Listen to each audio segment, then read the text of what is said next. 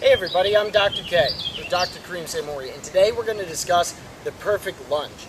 There are lots of variations of lunges, and weight distribution is going to change slightly with each variation of your lunge. Let's start out by taking a look at the static lunge. First of all, my feet are actually going to be hip width apart or slightly wider. Lots of people end up doing the inline lunge, meaning they're almost heel to toe. It actually decreases your balance and can cause you to crash down on your quadriceps, ultimately leading to a tear. Imagine if I lose my balance in this position, how's my quad going to feel?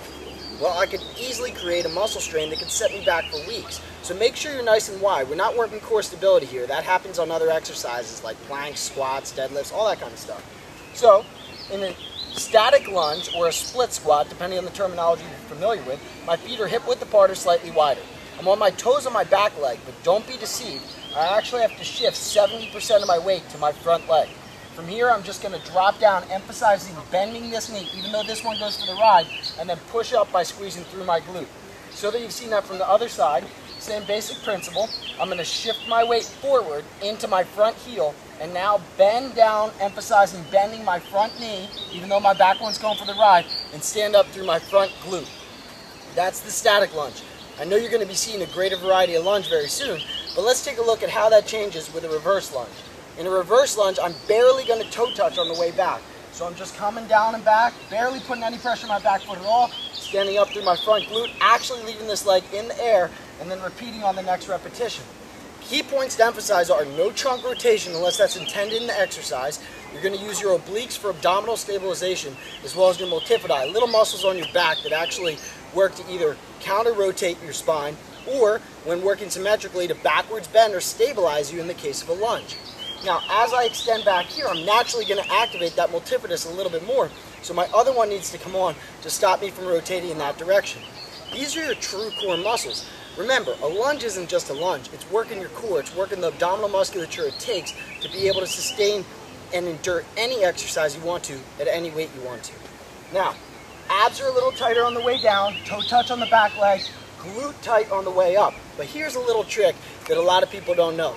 Squeeze both glutes on the way up. So that you've seen that in reverse, squeeze both glutes on the way up, kind of like pushing your pelvis forward, and you're going to be a lot more stable.